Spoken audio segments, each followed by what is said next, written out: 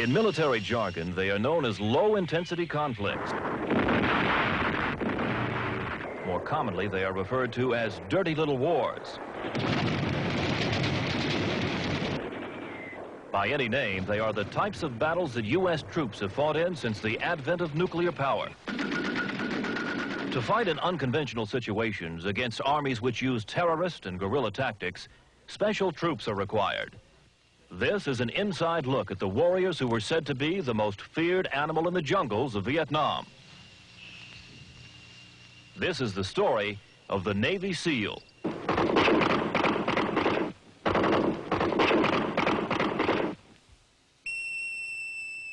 The name SEAL comes from sea, air, and land, an acronym so compelling that the Navy couldn't resist forming an outfit around it. Trained to work in all three mediums, the first SEAL teams were commissioned in 1962. The program was so shrouded in secrecy that for many years the Navy would acknowledge publicly only that SEALs existed. These amphibian commandos were culled from Navy underwater demolition teams and were already skilled frogmen and bomb experts.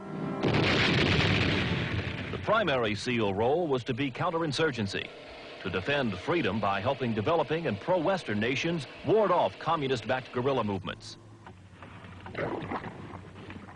Their greatest test was to be Vietnam.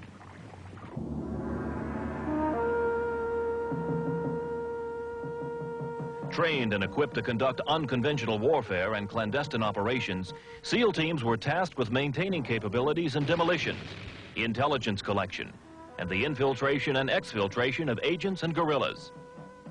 SEAL platoons concentrated mainly on listening post and ambush-type operations in remote areas where Viet Cong moved regularly with impunity.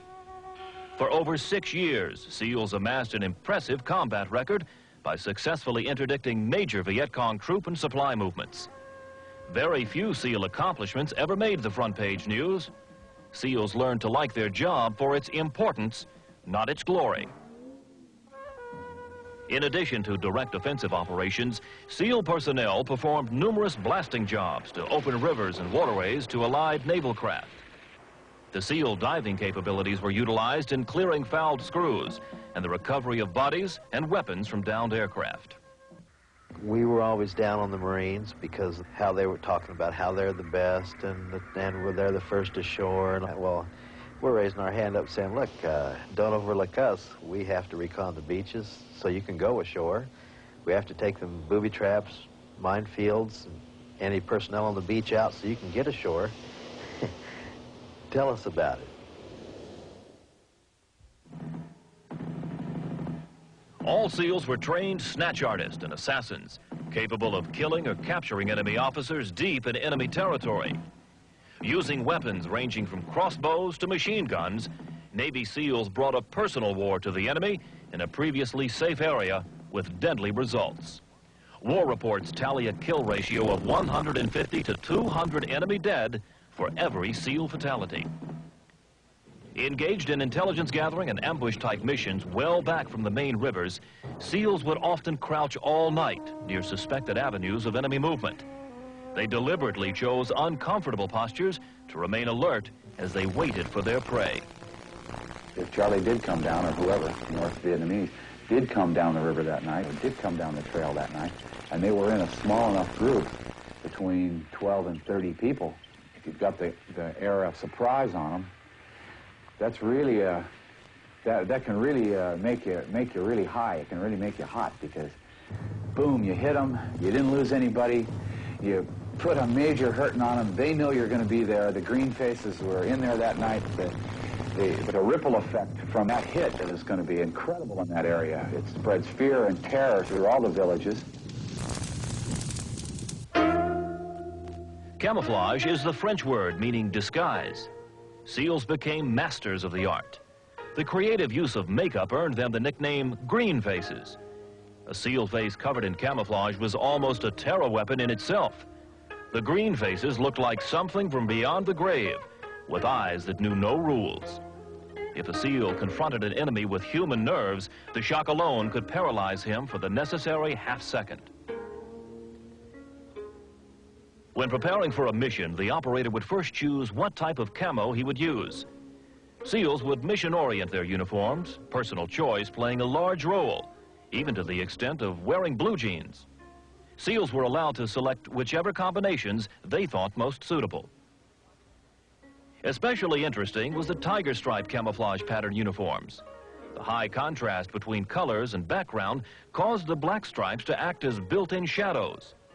These tiger stripes worked well anywhere sunlight filtering through the jungle canopy cast shadows on the ground.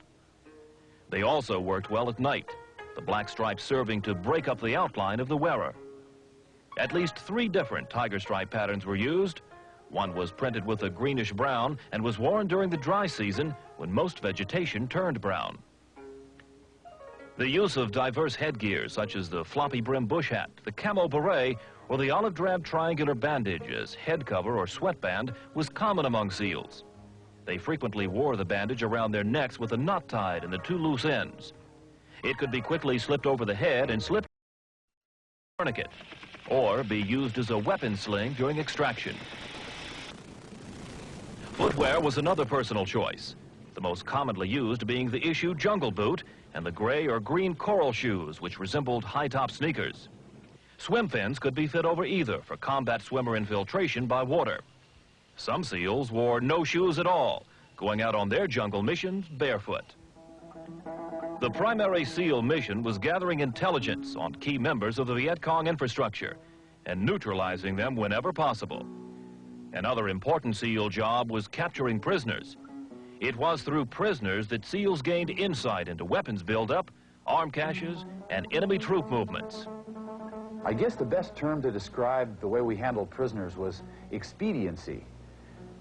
To get in there as quietly as we could, to get the prisoner, to get him out of there without being seen or heard, or without having him make any noise. Naturally, he's going to be scared to death. Once we deliver him over to command, they're probably pretty well shook up. They're probably afraid the green faces that come in there and pulled him out of his own house. They usually have pretty good luck on getting the information they need.